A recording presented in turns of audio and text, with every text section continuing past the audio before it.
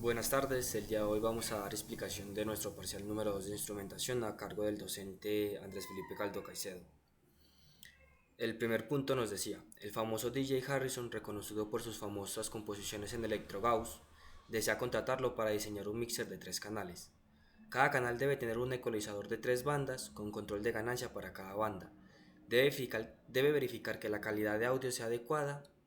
Para lograr esto se debe tener en cuenta que los rangos en frecuencia para cada una de las bandas y diseñar un acondicionamiento de señal para conectar a un DSP con un conversor análogo digital de 12 bits y con un rango de adquisición de 0 a 2 voltios.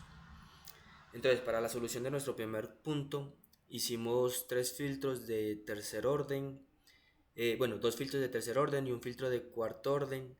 Los dos filtros de tercer orden son el filtro pasabajos con una frecuencia de 1 kHz, el filtro pasa alto con una frecuencia mayores a 8 kHz y el filtro de cuarto orden sería un filtro pasabanda con frecuencias entre 1 kHz y 8 kHz. Entonces, para el filtro pasabajo, se usó un filtro activo de tercer orden tipo Chevster debido a su buena respuesta en frecuencia, ya que no presenta ningún tipo de oscilaciones o interferencias, lo cual nos permite una salida limpia y de alta fidelidad. Este filtro se divide en dos etapas. La primera corresponde al filtro de primer orden y la segunda corresponde al filtro de segundo orden, ambos con ganancias unitarias. Las fórmulas utilizadas se presentan a continuación.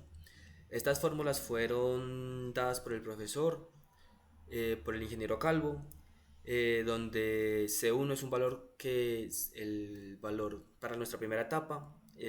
Asumimos el condensador número 1 y hallamos la resistencia número 2. Para nuestra segunda etapa hallamos nuestro condensador número 1 y suponemos el valor de nuestro condensador número 2, pero teniendo una condición que el condensador número 2 debe ser 4 veces BI por C1 sobre AI. R2 y R1 la hallamos con esta fórmula que es muy parecida a la cuadrática, y R1 la hallamos desde la sumatoria y R2 desde la resta. Los coeficientes de Chevster para los filtros de n orden los obtenemos desde esta fórmula, la cual también fue dada por el profesor, donde la podemos encontrar en este documento.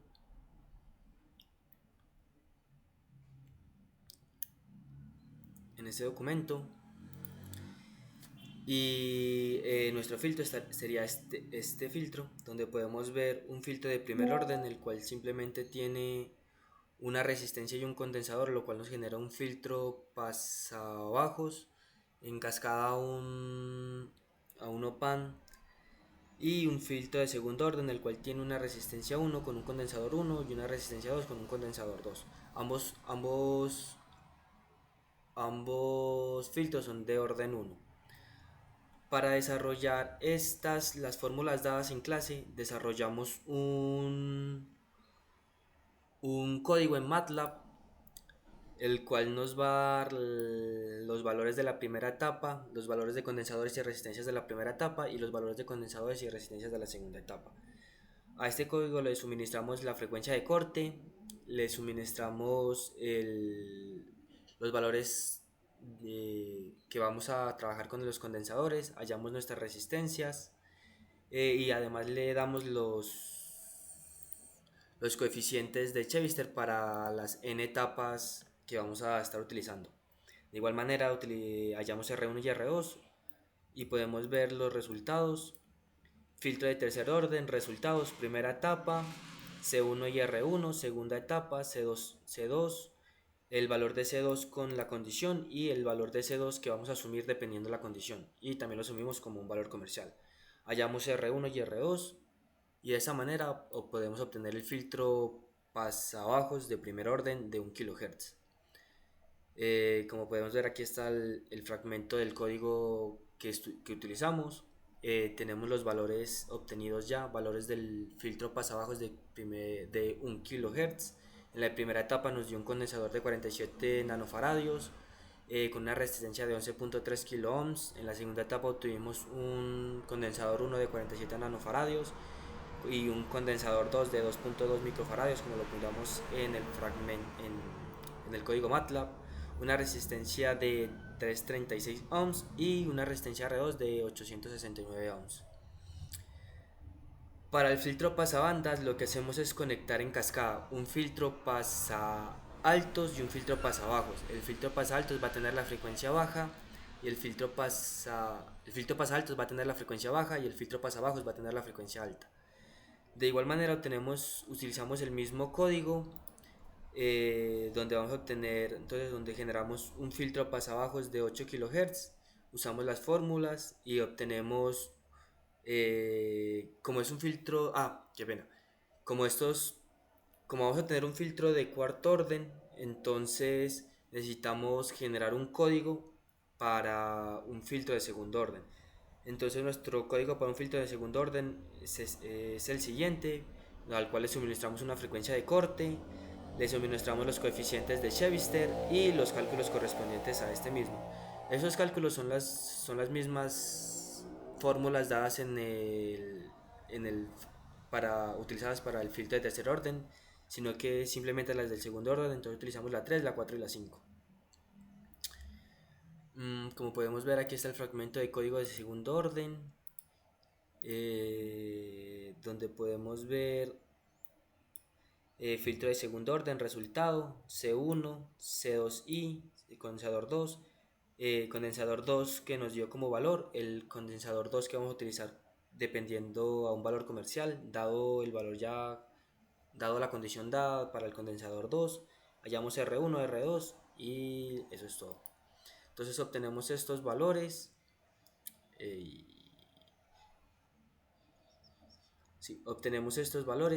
C1 con 47 nanofaradios, C2 con 0.47 microfaradios, R1 con 42 ohms y R2 con 108 ohms. Para los cálculos del filtro pasa altas de 1 kHz, por el principio de dualidad es posible diseñar inicialmente un filtro pasa bajos y posteriormente obtener una versión pasa altas intercambiando la posición de resistencias por los condensadores. Este procedimiento garantiza una estructura eléctrica convergente en el mismo comportamiento dinámico, pero con la respuesta de frecuencia complementaria, generando así un filtro pasa altos equivalente. De igual manera, entonces utilizamos el código MATLAB para un filtro de segundo orden, simplemente cambiando la frecuencia de corte a 1 kHz. En este caso pues ya lo tenía en 1 kHz. Obtenemos nuestros valores y los valores que obtuvimos fueron C1 de 47 nanofaradios, C2 de 2.2 microfaradios, R1 de 7.48 ohms y R2 de 2.8 kiloohms. Para el filtro pasa altas utilizamos el mismo principio de dualidad y generamos primero un filtro pasa bajos de tercer orden con frecuencia de corte a 8 kHz y después hacemos el principio de dualidad. Utilizamos el código MATLAB para un filtro de tercer orden y obtenemos los valores calculados para el filtro pasa altas de 8 kHz. Decimos que C1 es de 47 nanofaradios, R1 es de 1.4 kiloohms. Para nuestra segunda etapa sería C1 de 47 nanofaradios, C2 de 2.2 microfaradios, R1 de 42 ohms y R2 de 108 ohms. Para nuestro punto 2, que sería el acondicionamiento, tenemos lo siguiente. Tenemos que los sistemas de audios trabajan a 0 decibelios y a 4 decibelios. En 0 decibelios tenemos 0,15 voltios y a 4 decibelios tendremos 0,23 voltios. Como son señales AC, entonces el acondicionamiento no lo haremos desde 0,15 volts a 0,23 volts, sino que lo haremos al voltaje mayor, que sería el voltaje que nos podría estar dañando el DSP, y lo tomamos desde menos 0,23 volts a 0,23 volts y lo ponemos y lo acondicionamos para nuestra señal, para nuestro DSP que recibe valores de voltaje desde 0 a 2 volts. De igual manera generamos un código en MATLAB para hallar nuestra pendiente, nuestro offset, nuestra resistencia RG de ganancia y nuestro voltaje negativo y nuestro voltaje para nuestra entrada negativa de nuestro AD620. Entonces el código nos va a dar la función que del voltaje ADC para el voltaje ADC, lo cual nos va a decir que es la pendiente por el voltaje del sensor más el offset adquirido, obteniendo que tenemos una pendiente de 4.34 voltios por el voltaje del sensor más un voltio de offset. De igual manera, si hacemos una comparación con la salida de voltaje de nuestro ADC, decimos que Vout es A por B más menos A por B menos. A por nuestra compuerta no inversora menos A por nuestra compuerta inversora. Si hacemos una comparación entre nuestro voltaje de ADC y nuestro voltaje Vout, obtenemos que vamos a obtener nuestra resistencia RG y vamos a obtener nuestro voltaje de nuestra compuerta no inversora.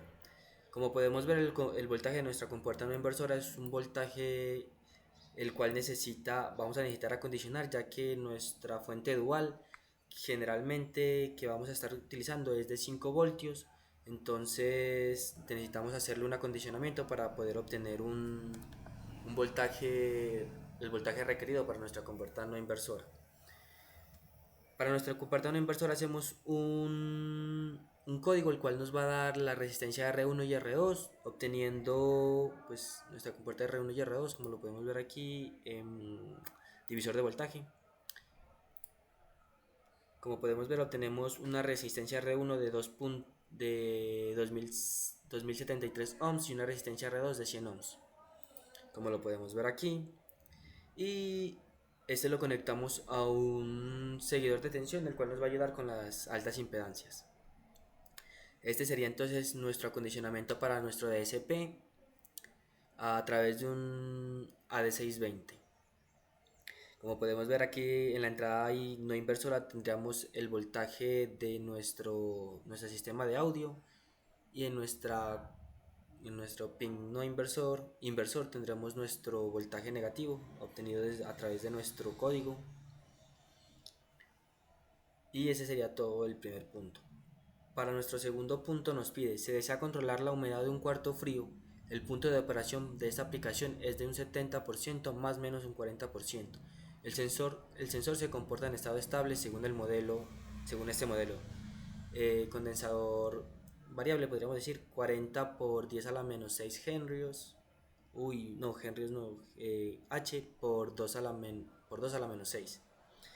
Este comportamiento es un comportamiento de un puente de Maxwell-Wayne, el cual también el profesor nos suministró el PDF de los tipos de puentes. Como podemos ver, es este puente, y donde aquí podemos obtener nuestras ecuaciones ya despejadas para utilizarlas. Entonces, dice, donde H es la humedad relativa expresada en forma normalizada. Esta H es la humedad relativa y está normalizada entre 0 y 1. CS es la capacitancia en faradios, y este es el sensor que posee una resistencia interna constantemente modelada en paralelo con un valor de una resistencia RS de 100 ohms. Entonces nos pide diseñar un puente de medida como el de la figura número 1 para conectarlo a un Arduino. Solo se puede utilizar el método del amplificador operacional sin instrumentación, el método que nos enseñó el ingeniero Calvo. Y para el ajuste de niveles de restas para el ajuste, sí.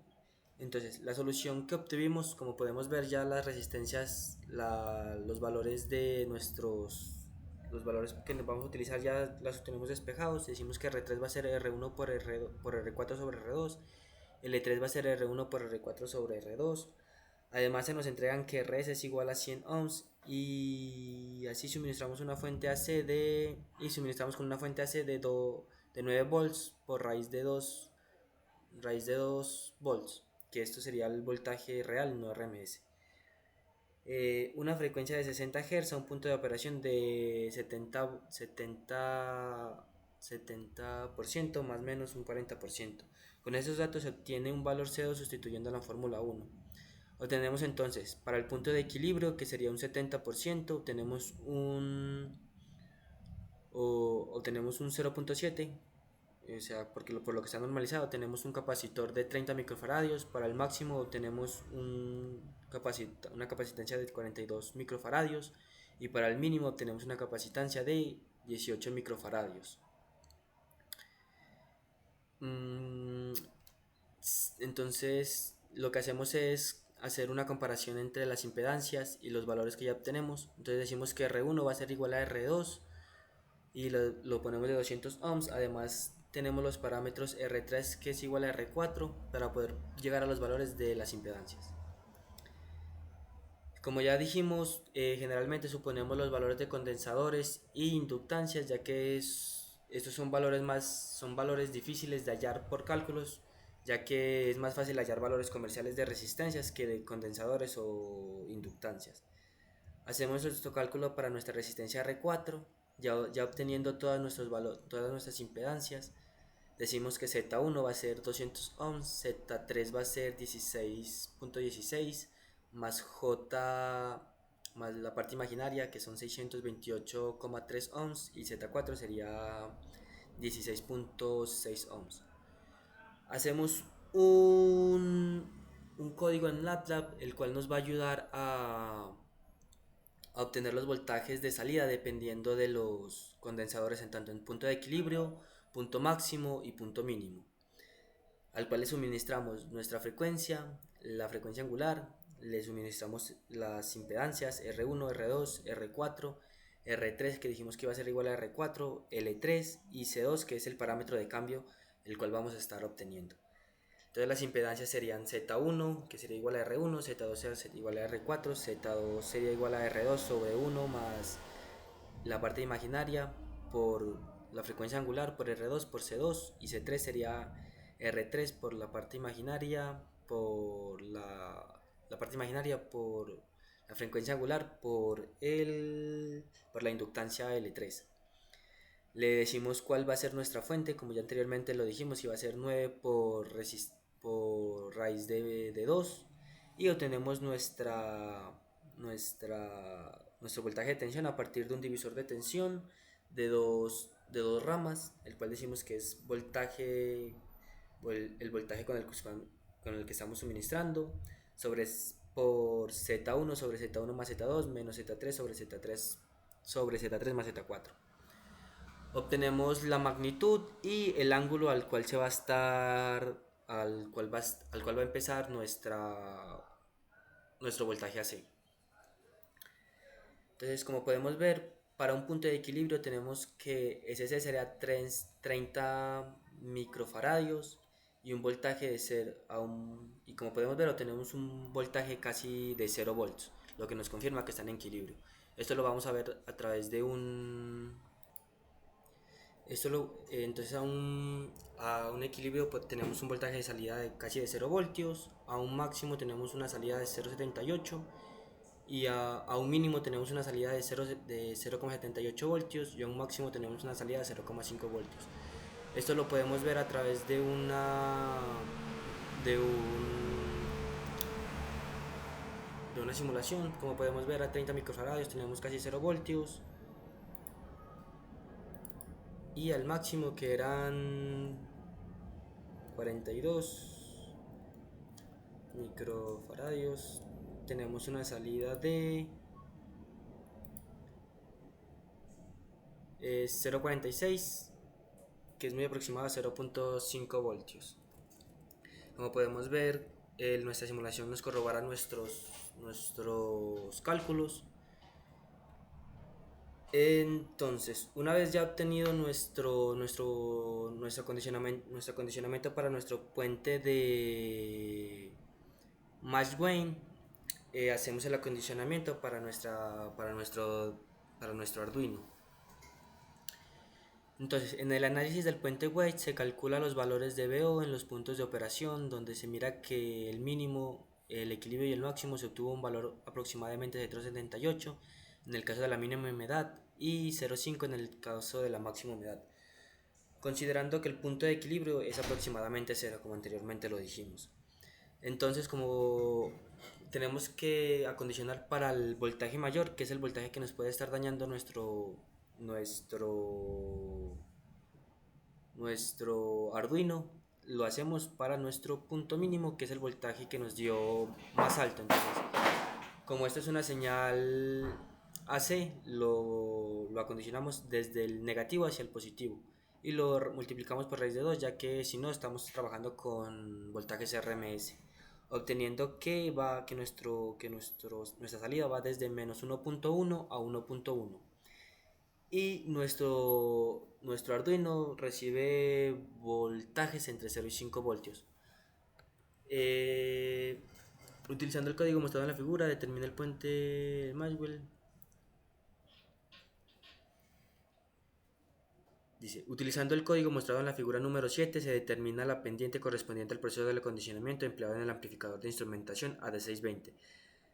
Este cálculo permite establecer una relación lineal entre la señal de salida del puente Maxwell y el nivel de salida requerido para el Arduino, garantizando la dinámica completa de medida trasladada en forma adecuada para un rango de operación de un microcontrolador. Dado que el puente de Maxwell entrega una señal de salida naturalmente diferencial, se emplea un amplificador de instrumentación AD620 con ganancia infinita para realizar la resta precisa entre ambos nodos. Eso también lo hicimos en nuestro código. Tenemos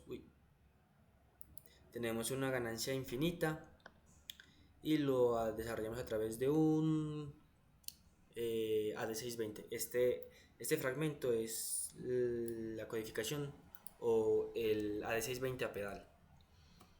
Entonces obtenemos nuestra pendiente diciendo que nuestra pendiente es 2,27 y nuestro offset que es de 2,5 voltios y una resistencia de ganancia que es de 38.814 ohms. Como podemos ver, entonces aquí tenemos nuestro acondicionamiento.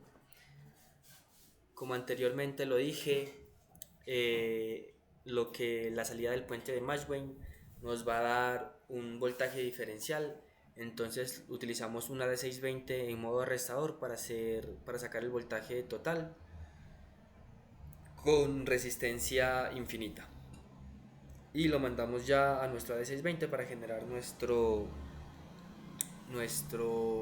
acondicionamiento AC.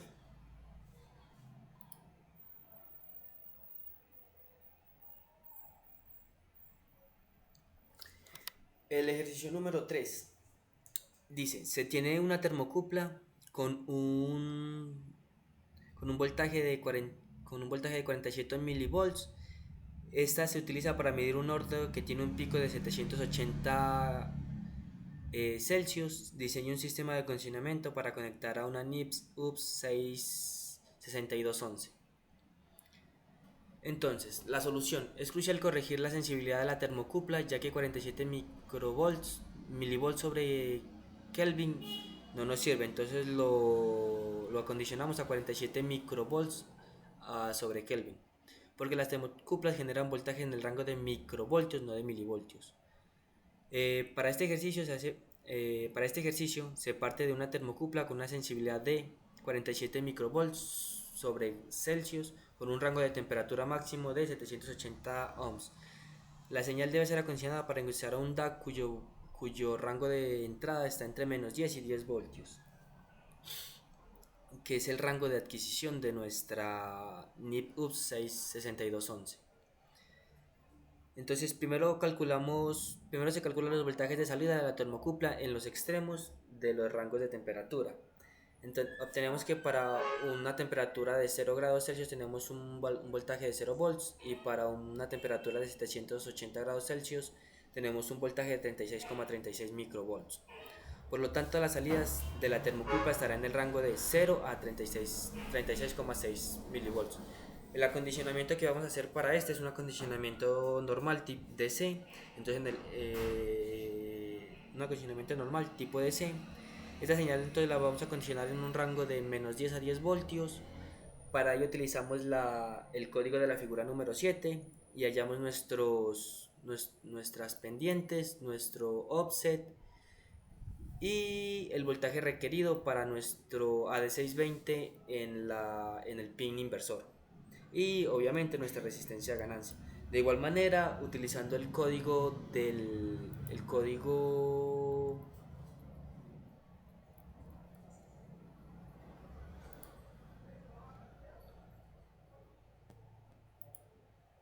utilizando el código de la figura número 8, hacemos nuestro divisor de tensión, obteniendo una R1 de 30 kilo y una R2 de 36 ohms.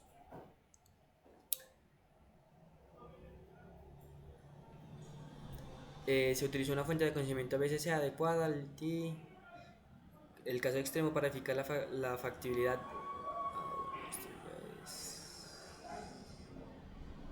Entonces nuestro acondicionamiento final quedaría de esta manera: la termocupla, el cual lo pasamos, como también obtenemos un voltaje diferencial, lo pasamos a través de un AD620 en forma restador con resistencia de ganancia infinita. Lo mandamos a nuestra puerta no inversora de nuestro AD620 y a través de nuestro voltaje negativo lo mandamos a través de un divisor de tensión y qué pena, sino que y a través de un TL084, el cual nos va a ayudar con las altas impedancias, sino que aquí se me olvidó ponerlo, qué pena ahí.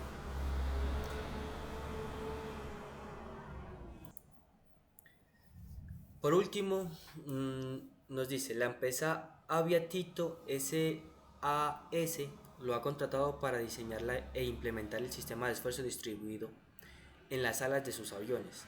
El esfuerzo 1 representa el 40% del esfuerzo y el esfuerzo 2 representa el 60% de la fuerza total, la cual, la cual es generada al aplicar la fuerza F1 y F2. En la figura 2 se puede observar la ubicación de las galgas y la fuerza aplicada. Se sabe que la galga elegida tiene una resistencia inicial de RO de 100 ohms y un factor de galga de 2 ohms.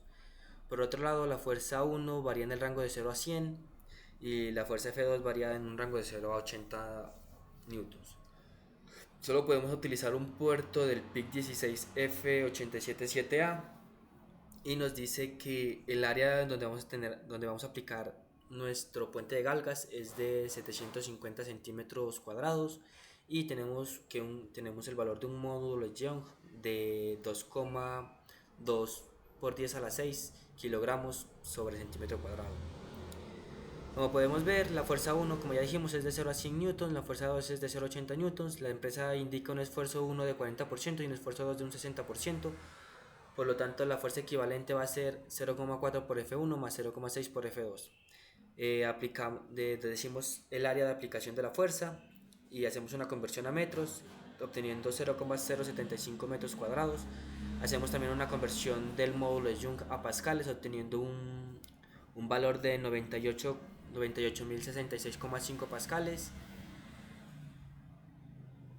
Ya sabemos que RO es de 100 ohms y el factor de galga es de 2.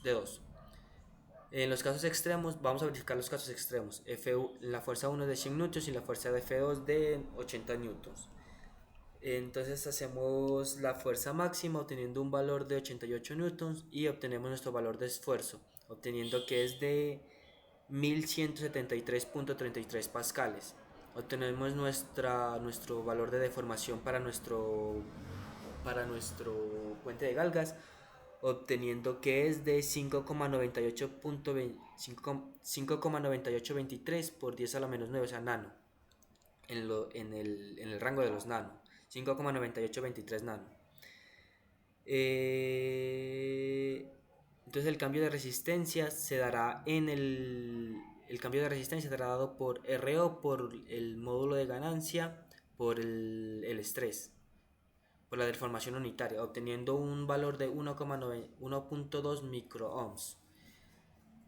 El voltaje de salida de nuestro puente estará aproximadamente aquí hicimos una corrección y no utilizamos un puente de 2 galgas sino un puente de 3 galgas, ya que el puente de 2 galgas nos daba un valor muy pequeño y teníamos que hacer muchas etapas de acondicionamiento, lo cual nos iba a generar mucho ruido, pues también íbamos a amplificar mucho ruido, lo que no lo mire viable.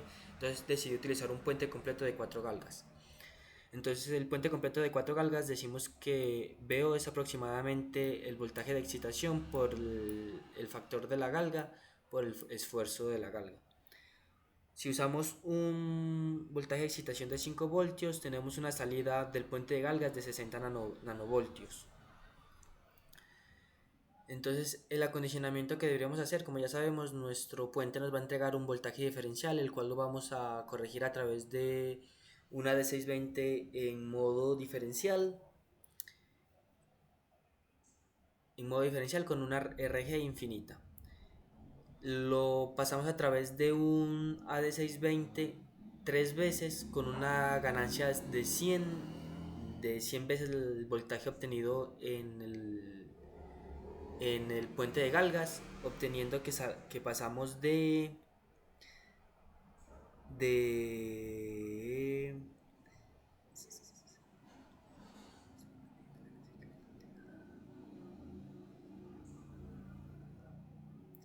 diciendo que pasamos de un voltaje de 60 nanovoltios a 0,06 voltios. Entonces este voltaje ya es un voltaje que dependiendo del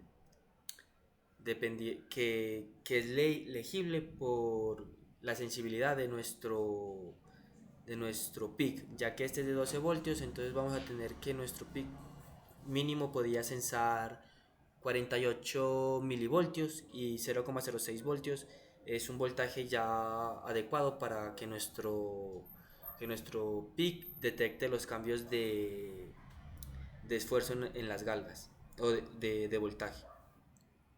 Como sabemos, nuestro peak lo vamos a condicionar en el voltaje de 0 a 3.33 voltios y utilizando el código de la figura 7 hallamos nuestra pendiente, hallamos nuestro offset, hallamos nuestra RG y hallamos nuestro voltaje negativo.